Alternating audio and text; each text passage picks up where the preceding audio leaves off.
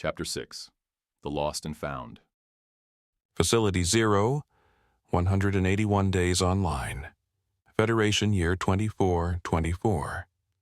Frank continues recounting his encounter with the leader of the Freakers until he slips into unconsciousness due to blood loss. Reluctantly leaving Frank's side, Sam returns to the group to discuss his worsening condition. The slim chances of his recovery while trapped here are reflected in their faces, making it even harder for Sam to accept. When Frank opens his eyes an hour later, asks for something to eat, and even manages a faint smile, the others realize just how tough he truly is. Even in the face of near death, his resilience leaves everyone astonished and inspired. It would seem that the lost and found is what it says it is. Items get lost and end up here, including boxes of stores that the system can't properly place because the boxes' markings are damaged in transit. Lucky for them, some of the boxes contain dried food, but unfortunately none contain water. They could survive a while without food, but not very long without water. The room is large, certainly covering a bigger area even than the dining hall, plus it's tall, at least 3 times as high, with conveyor belts way above and an automatic grab arm that can pick up or lower items into the room. Occasionally, containers pass high above, coming into the room and then going out again on the other side. Returning to Jake and his companion, called Neil, they eat something that resembles dried peaches or apricots. Frank manages to join the group and continues to improve. He eats a little, and a little later, Jessica, still looking a little unsteady, sits down next to Sam and proceeds to eat everything within easy reach, only uttering the occasional expletive as her arm and side continue to heal at a fantastic rate. They all try to get some rest, but after a few minutes of trying to sleep, Sam takes his leave of the others and decides to take another look around the room. He surmises that most of the boxes are full, but what they contain will only become apparent by breaking the seals and opening them one by one. Maybe that's a job for another day, he thinks. Sam decides to continue with his walk, swinging his crude mace back and forth, not even sure why he's still holding this. Halfway around the room, he spots something way up high shining out of the wall, and after studying it for a few minutes, he realizes that it must be a light from somewhere else glowing through the wall of darkness. Hey, wait up. Sam hears Jessica call out, catching up with him at a slow jog. I had some cloth left over and made a sling for your mace, but I must have dozed off, and when I woke I noticed you were gone. Frank said you went for a walk. She looks remarkably well, considering the wound she received earlier. Yeah, considering what we went through to get here, I felt useless just resting, so I decided to go for a wander. Sam replies, taking the sling. Wow, thanks. I was considering what to do with this thing. Placing it over his shoulder and then sliding the mace through the hole. Much better, thanks. I dislike puzzles, and this place is one giant puzzle just like your wound, healing fast like that. A handy ability for someone, I'm guessing is ex-military. Yeah, long story, but hey, I wanted to say thank you for earlier, and also apologize for almost getting us killed. She says, looking a little embarrassed. Are you kidding me? You did a great job. I'm not sure anyone could have been prepared for psycho spear-wielding lunatics jumping out of illusionary walls, and besides, you got us here without breaking into a sweat. Well, you're very forgiving, but I sadly can't forgive myself so easily. My training won't allow it. Jessica replies, then continues. I also wanted to apologize for the gym earlier. I felt like I was being forced into something. Alistair Brooks asked me a favor when I first arrived here. Brooks asked you for a favor? Sam asks, interrupting her. Yes, and he appeared to know the truth about me, which is interesting, considering my restricted background.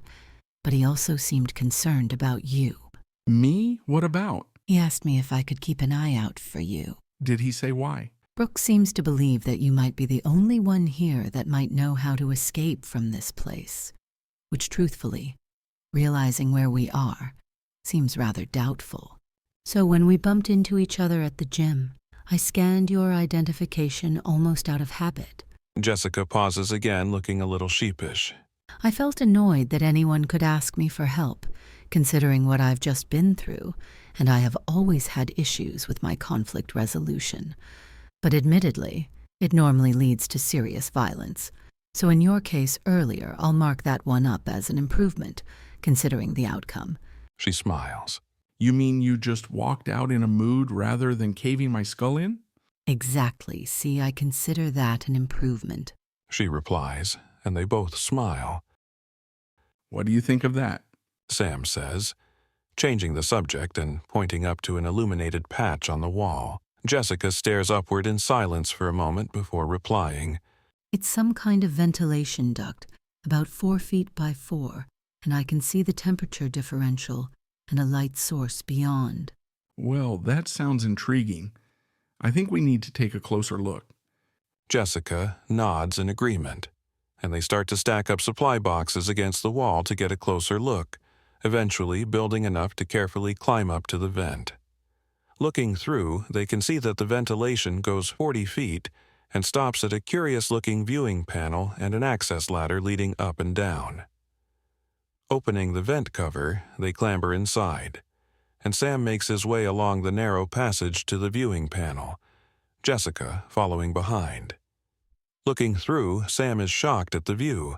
You might want to check this out, he says, and, making space by going down the ladder a few feet, he waits for Jessica, realizing that this section of wall is made from a form of concrete and not the void walls that make up most of the complex, and understanding that the ventilation crawl space is also a part of the station's main bulkhead, Sam comes to the conclusion that this whole area must be riddled with these passageways.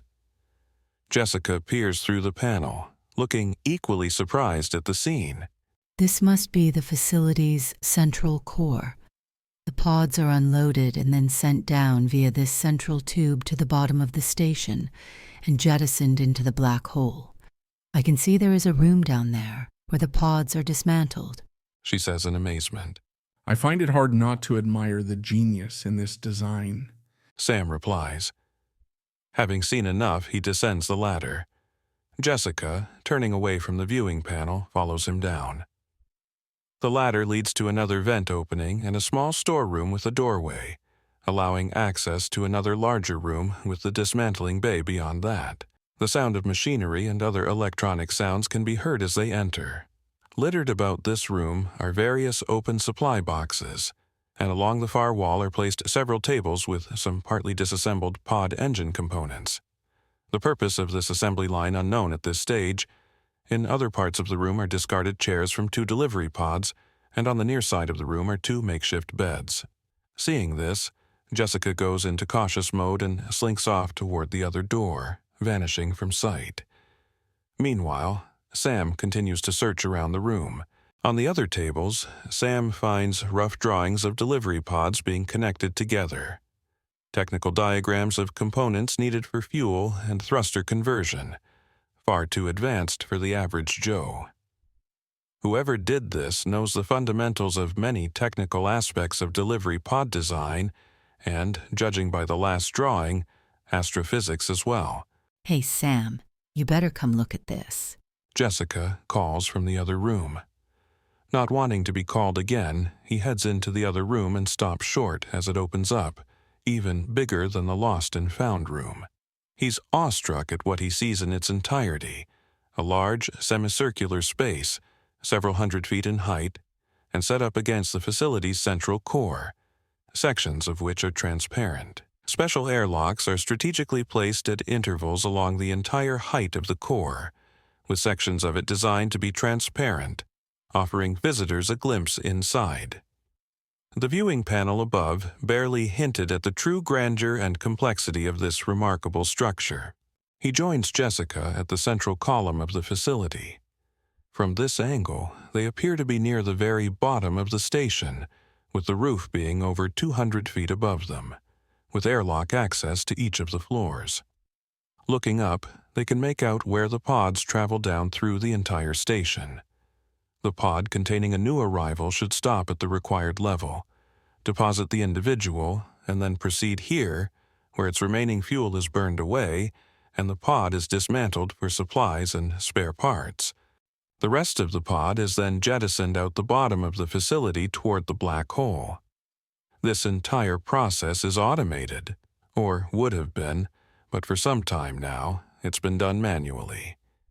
Judging by the sight of the room, someone has been busy draining off the remaining fuel from many delivery pods and storing it. Not only that, but someone had been building something near the center of this room. As Sam continues to look up at the station's complexity, he notices an unusually shaped pod ascending the central core. He realizes that this is what was being built. As he continues to stare, a line of monitors springs to life, showing various angles of the central column, and on one of the screens, the same pod, retrofitted with an additional engine thruster assembly, is shown traveling up the core. What the hell are they doing? Jessica says, looking up at the modified pod as it moves up the core of the station. A camera ahead shows airlock doors opening as it approaches each level, and a camera behind shows the same doors closing until it finally stops. What I had in mind, trying to escape, but the location of this station has some unique issues to overcome. With what I've read in the other room and what I've seen here, I'm amazed and impressed with what they have accomplished, whoever they are, but... Sam says, staring at another monitor showing a readout of a list of commands being performed. But? Jessica asks, becoming impatient at his pause. But they might have made a miscalculation. I don't believe it will work. Running numbers through his head. Maximum thrust, the average weight for 2 passengers, the proximity of the black hole, and the gravitational effect upon the pod. The small maneuvering thrusters won't be enough to get them free of the effect, but that's not the main issue, he adds. But how can you know this so quickly? You've only just seen the pod. Jessica says, her skepticism rising. It's what I do. I can almost see the numbers and equations based on the evidence and the rough sketches, unless... Sam starts to say, considering the core of the tube and the timing of their escape. Unless? Sam, you are damn annoying. Unless what? Jessica turns on him, looking irritated at his second pause in mid-sentence. Oh, sorry. Unless they are going to turn themselves into a bullet, he replies, trailing off as the monitor confirms his rapidly evolving theory. He scans the room and sees what he suddenly suspected, then turns back to the monitor, which reports that the facility's floor above theirs is being compressed with air and nearing maximum safe pressure. They both stand there, transfixed, unable to move or look away, horrified and excited to see the outcome of this escape attempt. It's insane and incredibly smart, using the facility's internal structure as a rudimentary artillery piece and the pod as the projectile. There are only 2 possible outcomes. The pod will either disintegrate or be ejected at high velocity. But the real danger lies outside and away from the facility. What will happen when the pod leaves the protective influence of the gravitational bubble protecting the station from the black hole's heavy mass? Sam explains. I don't understand. What danger? Jessica replies, looking frustrated. You'll see. Level 8 emergency decompression in 5, 4, 3, 2, 1. The station's system announces, and a sudden force of decompression is released below the pod. The pod is forced upward through the facility's core, erupting from the top of the station like an artillery shell. Debris from the decompressing level is forced out and up with the pod, and with horrifying reality, they realize that this level was starting to take on new inmates. The plan had used one of the new levels to act as thrust, and several bodies are among the debris. They are going to make it, Jessica says, watching the pod accelerate upward and away. The picture starts to experience interference, and there's an odd stretching effect on the pod itself. I don't think so, and the pod only consists of 1 occupant. Sam replies, watching with interest. Sure, there's more than one. Why bother modifying a pod for 2 otherwise? And it looks like they're going to make it to me. Because firstly, the modified section isn't for a second seat. It's a rocket booster. And secondly, his buddy has outlived his usefulness and is currently over there under a sheet of canvas. I noticed his feet when I looked around a moment ago when the monitors turned on. Sam explains as he continues to watch the pod. The pod starts to shimmer as its image begins to stretch, and the rear boosters ignite into a brilliant white light as the main thrusters burn hot and the pod accelerates away at an impressive speed. Jessica watches with interest as the pod starts to pull away. It's got to be successful. He has the speed to escape the influence of the black hole. Jessica says, her knuckles turning white as she grips the table. He's good, maybe very good, but he's not considered the one important point. And what point is that? The brick wall, but you'll see that very soon, I reckon. What brick wall? What are you talking about? Jessica spits out, frustration clear in her voice. As the pod reaches the extreme end of the camera's range, the booster detaches, and the pod's maneuvering thrusters take over.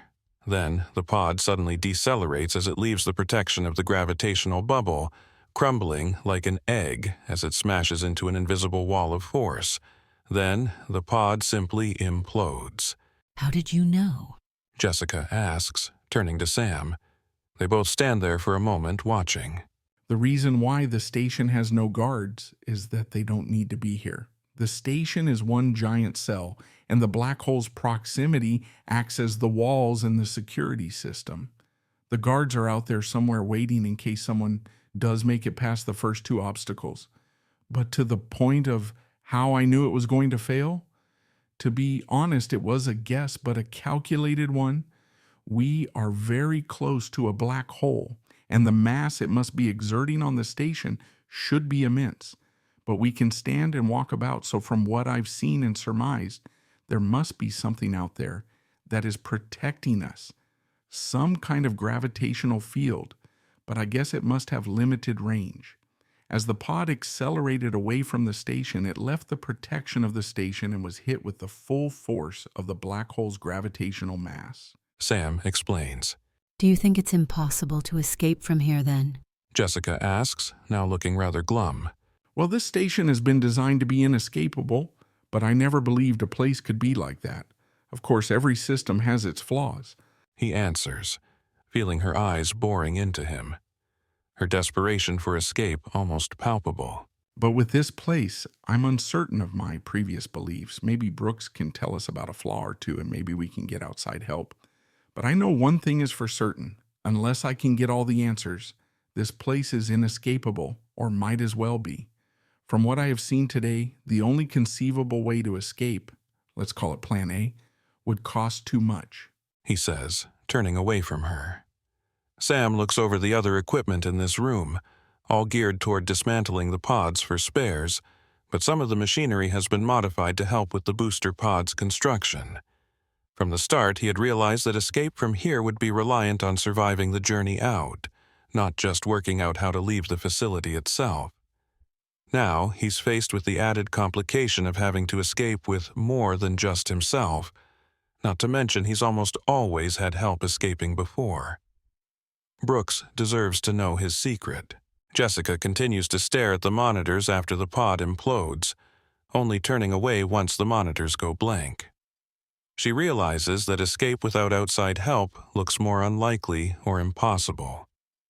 If Sam is unable to figure out a plan, then maybe her best hope rests with her old teammates, locating her. What other options are there? But trying to escape is far better than doing nothing. So many questions are running through Jessica's mind, like, how can the bastard that put me here get away with it? And at that very moment, her resolve to escape is set.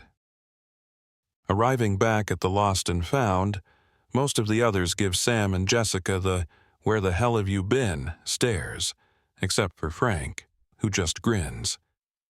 After apologizing and telling the whole story, they all sit staring at the discarded packets of food plundered from another unmarked supply crate.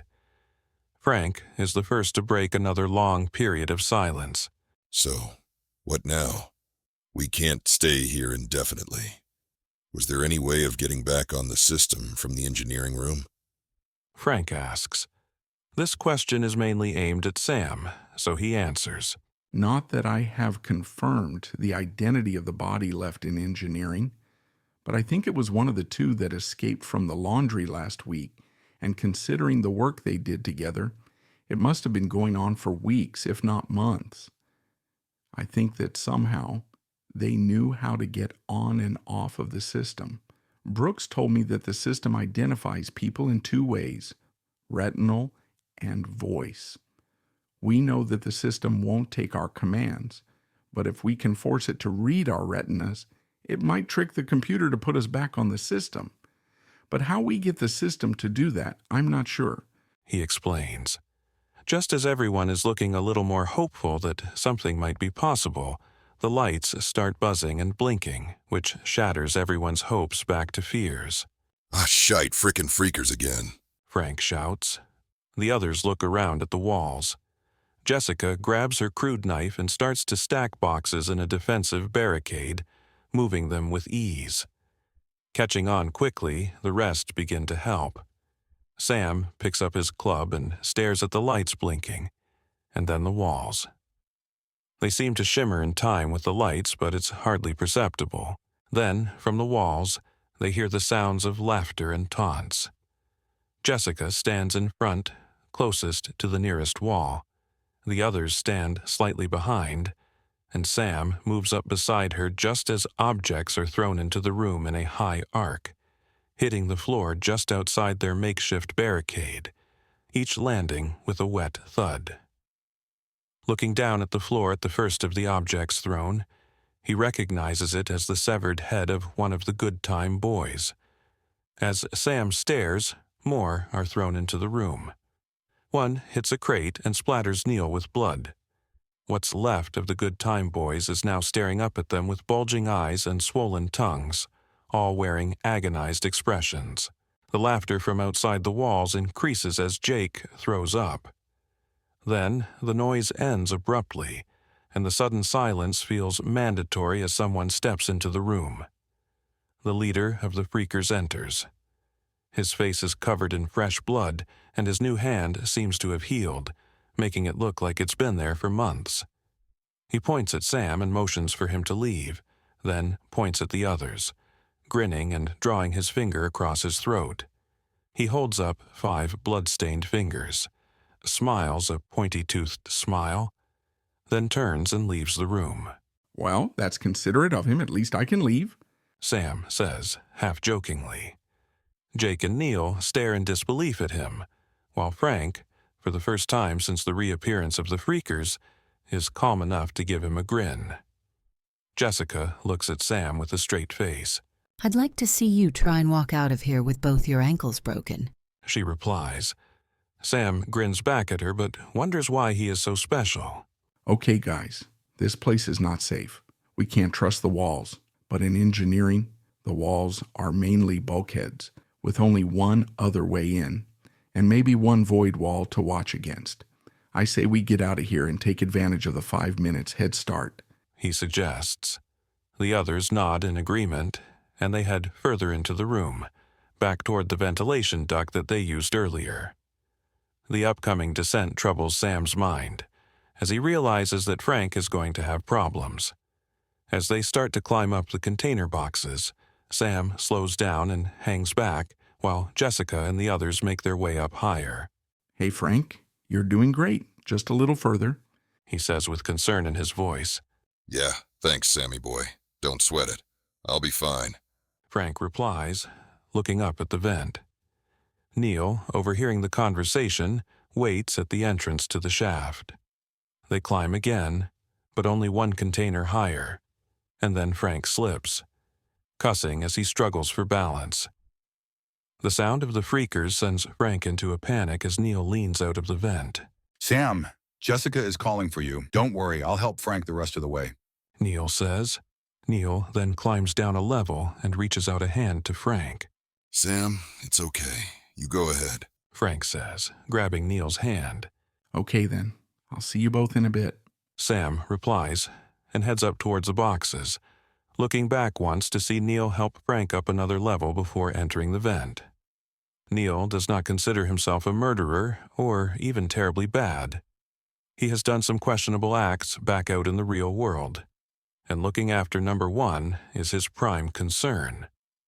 The group needs Sam, not Frank, and certainly not with just one hand. The calculation is simple: safety in numbers, protection of useful members of the group, and getting rid of liabilities. Frank, unfortunately, has become a liability. Neil begins to help Frank up another level. He looks up at the sound of the freakers getting louder and realizes what needs to be done after seeing Frank continuing to struggle up the boxes. He withdraws his hand, climbs up the remaining containers, and enters the vent before turning around to face Frank. From his vantage point, he can now clearly see the onrushing freakers. Neil, what the hell are you doing? I can't get up there without your help. Frank calls out, becoming tired and concerned, then glancing back at the freakers rushing closer. Sorry, Frank. You're a nice guy, but it's either I do this or the freakers kill us all. Neil lifts one of the top-level heavy boxes and throws it down at Frank. It lands short, but then tumbles down the steep slope, hitting Frank's legs and causing him to lose his footing. He tumbles down the side of the containers to the ground. Some of the other boxes crash down after Frank, causing a landslide as several containers land painfully on him. Neil watches as several freakers swarm down upon Frank's prone body. Unable to watch any longer, Neil starts to turn away when a lump of jagged metal, thrown by one of the freakers, hits him in the temple and clatters into the venting system. Dazed, bleeding, and feeling shameful, Neil heads deeper into the vent, following Sam's directions, leaving behind Frank's pleas for help, which quickly changed to shouts of anguish and screams of someone in dreadful pain. Sam arrives in engineering just as Jessica moves a table into position, facing the open ventilation shaft. What did you need? Pardon, I don't need anything. Maybe a gun would be useful. I thought you were helping Frank. Jessica replies, looking confused. Neil said you were asking for me. Sam replies, a sick feeling beginning to rise in his stomach. Not me. Are you sure Neil said my name? She asks, looking past him. I left him with Neil. Neil said you asked for me. Damn, I can't believe I fell for that. I need to get back up there. Sam says, turning back toward the vent. You can't, Sam. I hate to say this, but Frank is on his own. If Neil has done something, we can confront him later, if we survive this. For now, we need to look after ourselves, and you need to try and get the system to recognize us somehow. Jessica replies, her eyes on the vent. A sudden clanging noise, and a piece of jagged metal clatters to the floor just inside the ventilation shaft, drawing their attention. Moments later, a terrified Neil emerges, bleeding from a nasty-looking head wound. I'm sorry, guys. I tried to help Frank, but he slipped from my grasp and the freakers swarmed. I tried to help, but all I got from my troubles is this, Neil says, referring to his head wound as the sound of pursuit echoing down the shaft. You two best get going. Jake is waiting for your help in the main room. I'll wait here for our guests, Jessica says as she stabs her crude blade into the underside of the table. Come on then, Neil, let's get moving. But you and I are going to have a chat if we get out of this mess. Sam warns, leaving Jessica to face the enemy alone. As Sam and Neil enter the engineering and dismantling area of Facility 0, Sam spots Jake a few dozen paces ahead of them. Quickly, he explains the purpose of the room to Neil. Now that the recent escape attempt is over, the facility's autonomous system has reasserted its original programming, and the dismantling system is up and running again. The area is busy removing items from the newly arrived pods, reducing them to their basic structures and leaving behind empty shells. Where's Jessica and Frank? Jake asks, looking between them as they approach. Frank, unfortunately, did not make it, and Jessica is doing what Jessica does best. Sam says, giving Neil a pointed look as he mentions Frank's name. Jake's expression turns glum as Sam notices the remains of a recently dismantled pod being lifted from the room. I think we need to stop that. At the very least, it might cause a system error if that pod is interfered with, Sam suggests, watching the shell slowly rise. So what are you thinking? I'm not sure. Something reckless, I guess. Sam runs up to the pod, which is now a few feet off the floor and jumps onto the outside of the empty shell. Moments later, Neil leaps onto the pod beside Sam just as the chassis jerks upward, rapidly ascending. The pod sways with the sudden movement, and the crude mace, secured in the sling Jessica had made for him but now swinging wildly, thumps painfully against Sam's leg. He grits his teeth, thankful the sling keeps it from slipping free, allowing him to use both hands. Pushing the distraction aside, he slips inside the pod where the climb becomes slightly easier. The climb from within the pod is easy at first, but soon, after reaching the top, they are forced to continue climbing from the outside. Handholds are sparse and difficult to find, but they have no choice. Sam reaches for a grip, but his hand slips. He loses his balance and is about to fall, but Neil grabs his arm just in time, giving him a chance to grab onto something else. Finally, they reach the top, where the engine thrusters are located, and the lifting arm is attached. Navigating carefully over the engine cowling, Sam realizes that a fall from this height would mean almost certain death. More importantly, he spots the lifting arm's attachment point, a socket at the center of the 4 separate engine thrusters. Down below, Jake can only watch helplessly as they struggle on. Sam climbs onto the large lifting arm, which has rungs attached for physical inspections, with Neil following close behind. He searches for a way to release the pod but finds nothing. Frustrated, they both start kicking at the engine cowling, trying to dislodge it, but it's clear their efforts are ineffective. Looking up at the arm's progress, Sam sees that the pod is just a few meters away from the facility's ejection port. The arm will soon lower the pod into the outer airlock, where the chassis will be rotated back into the central tube and jettisoned into the black hole. Try to swing the arm. We need to jam the mechanism. Neil nods, and they both start pushing, trying to make the arm sway. At first, they seem to have some success as the arm and pod begin to move back and forth, but as they approach the ejection port, the machinery detects the misalignment and compensates. The port is now only feet away, and the arm isn't swinging nearly enough. More! Sam yells, and they shove harder, attempting to throw the pod off alignment, but the system continues to adjust, keeping them on course. Realizing this plan won't work, Sam grows desperate as the arm lowers them into the airlock, just moments away from entering the central tube. To his relief, the lifting arm detaches from the pod and begins to rise so that once clear, the spiral airlock door can close. At least we're not trapped inside. Neil mutters. True, Sam thinks, but that won't help them escape. Remembering his makeshift mace, Sam pulls it from the sling Jessica made and leaps down onto one of the pod's thrusters just as the spiral hatch closes above. Do or die is all that crosses his mind. He hears Neil shouting something, but with death looming, his focus is entirely on staying alive and completing his task.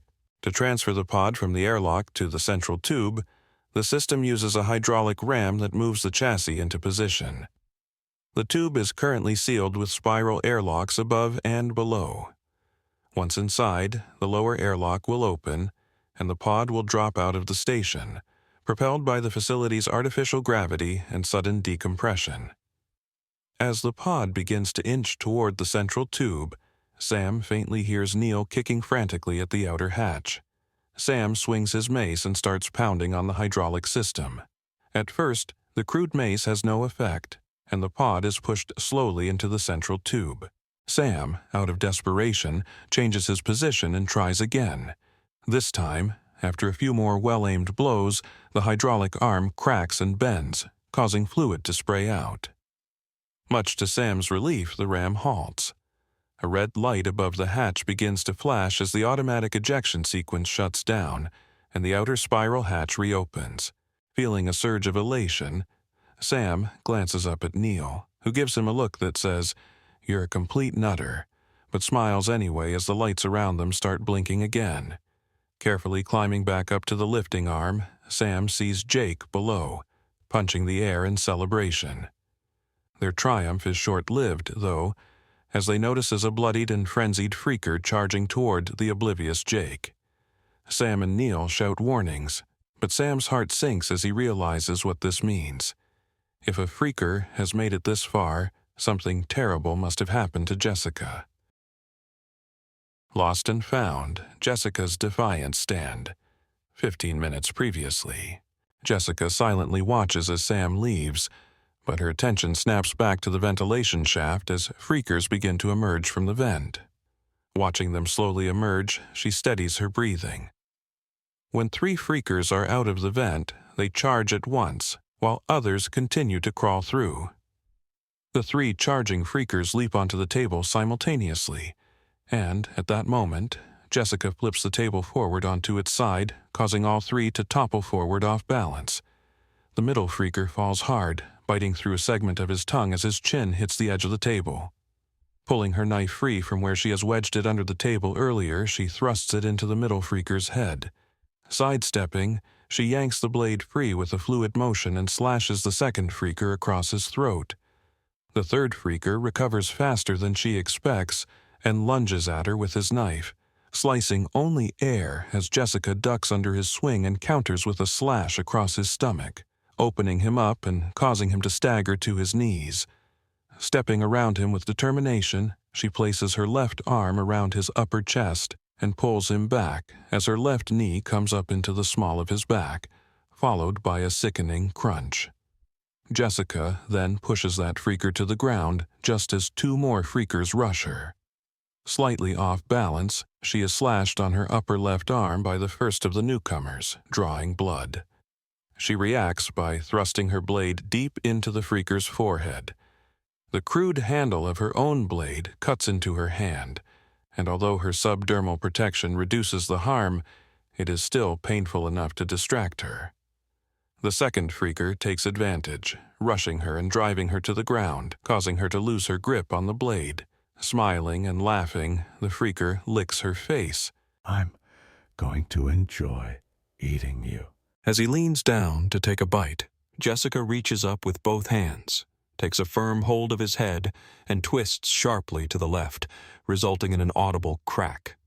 She shoves the freaker's lifeless body off her. Jessica retrieves her blade as 2 more freakers emerge from the vent, both holding nasty-looking knives. They stare at her as she slowly stands. The floor, now covered in blood and dead freakers, makes even this simple act difficult. Then, from behind, a third freaker climbs out of the vent, much bigger and taller than the others. The leader of the freakers straightens up and grins, holding a crude, spiky club. I was hoping I would see you again. You have something that belongs to a friend of mine, and I think it's time you gave it back, Jessica says. The leader sneers as Jessica removes her shoes and carefully steps backwards among the blood and bodies. The 2 newly arrived freakers begin maneuvering to outflank her, opening a path for their leader, who hangs back, understanding that his foe knows violence and respecting the danger before him. His subordinates, less mindful of such things, rush to their deaths. At their chosen angle of attack, facing each other with Jessica in between, they attack simultaneously. She waits until the last possible moment before stepping back and to her right, slashing at her closest attacker's throat. The floor, as treacherous as it looks, makes it impossible for him to stop. He slips and crashes into the pile of bodies, adding himself to the mess. Blood gushes from his wound as he attempts to press the flaps of his ruined flesh back into place and fails. The second freaker, realizing his mistake, manages to remain standing but is perilously unstable. Jessica takes full advantage, sliding in for a leg sweep that takes him down. Using her momentum, she falls with the freaker, stabbing her blade deep into his chest and piercing his heart. The leader of the freakers circles around the pile of bodies, choosing his route carefully as the second freaker screams in agony. Jessica looks up just in time to see the leader's club swinging down, aiming for her head. She dives away, releasing her grip on her blade. Withdrawing it now would be too slow, so she grabs a small knife dropped by one of the fallen freakers. The leader's club strikes only the already dying freaker, who sprays another lungful of blood from the crushing blow. The leader follows relentlessly as Jessica scrambles through the slippery mess. He swings down again, almost slipping as the weighted club pulls him forward. This time, the spiked head finds flesh to rip. Jessica's retreating left leg is struck, leaving a dreadful-looking wound. However, her subdermal skin absorbs much of the impact, preventing serious damage to the bone or muscle tissue and allowing her to maintain full function of the limb. Another swing, barely missing her upper thigh, drives the freaker closer into the thick of the bodies. She grabs the second knife and scrambles far enough away to find her footing again, standing to face her pursuer. The leader of the freakers grins, enjoying the prospect of a fight. Very few of his victims try to fight back. The pleasure of tormenting them and extinguishing their lives slowly is wonderful, but he only occasionally gets this joy. It is refreshing when one tries to fight back.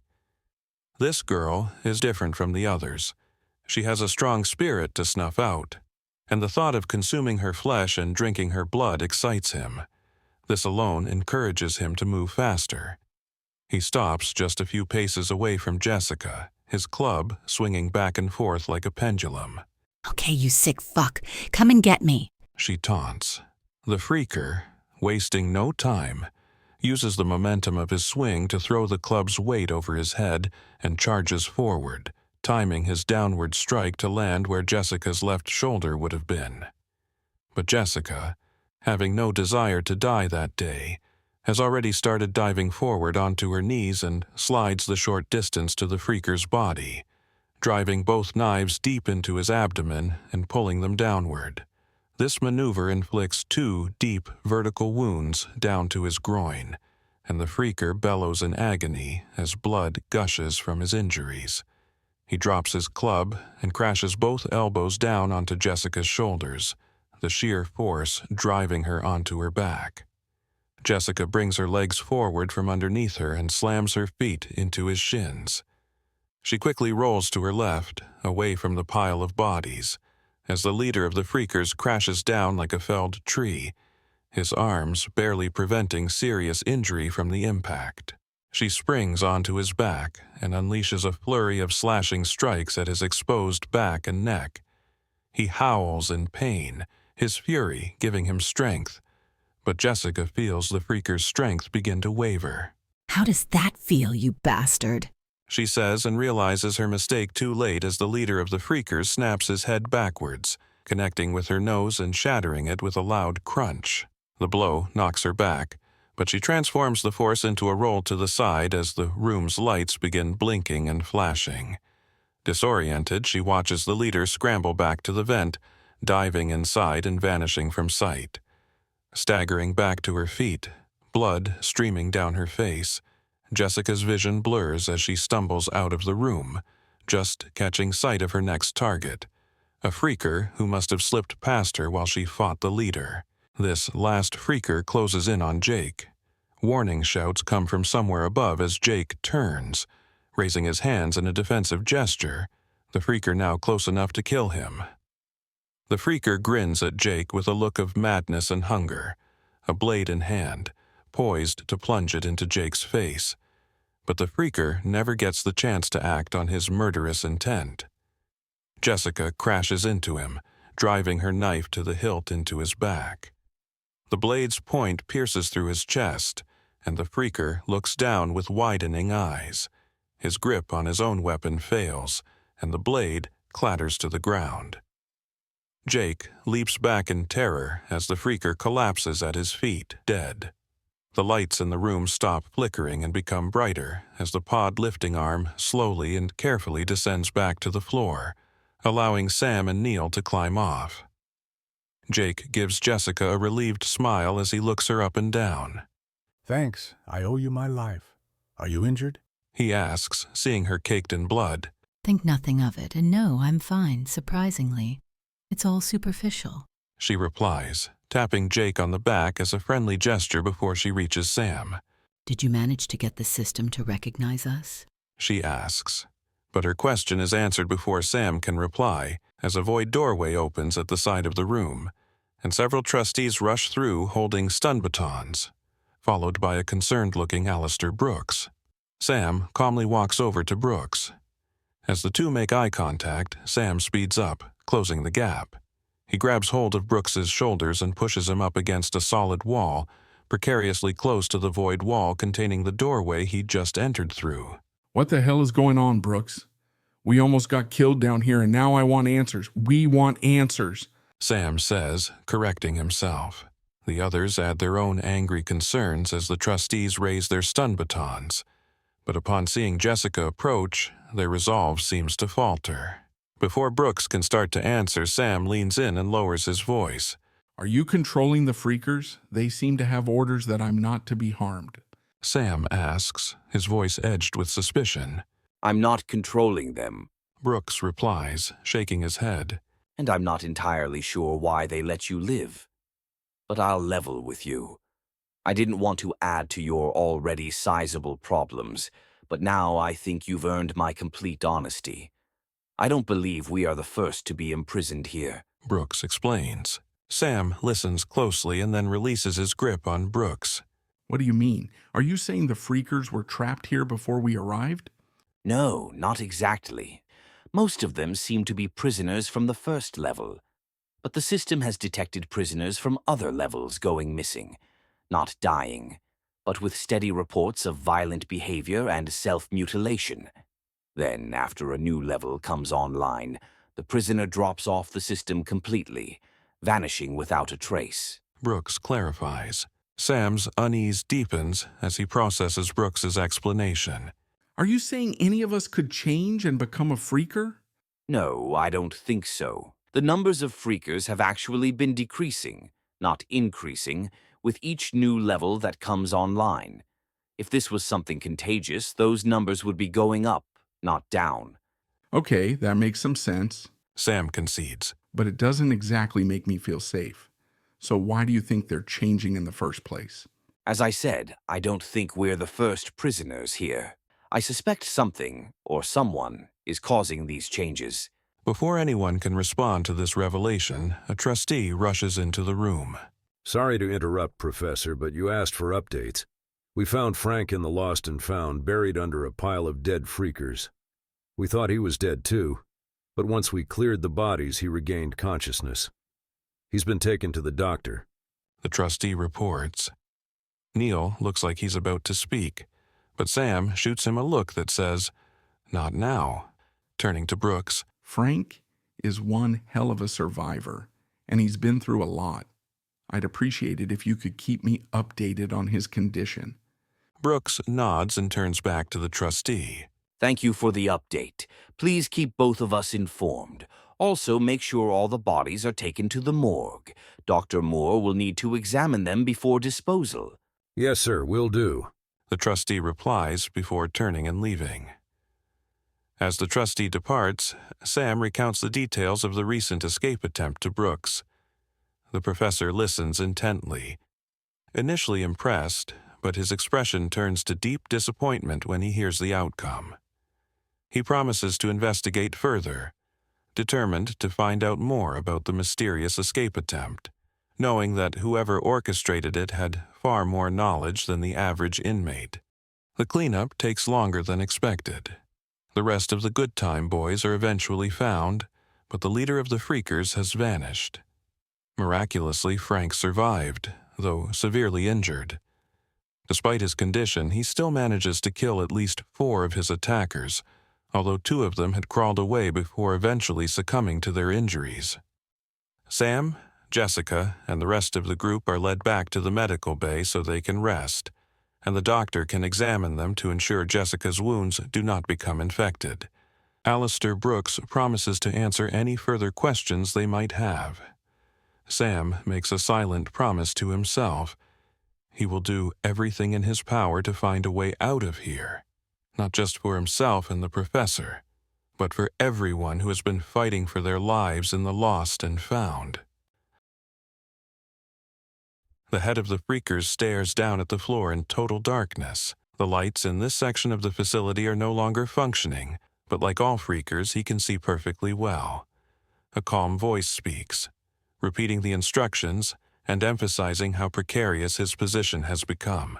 You had one simple task, just one. Kill Jessica. Sam McCall must not have her as a friend. He warns, then pauses as he moves slowly and silently around the freaker. He stops, placing a hand on the freaker's head and gently strokes it. I will forgive you this one time. But if you fail me again, the gifts I have given you will not be enough to save you from my wrath. End of Chapter 6.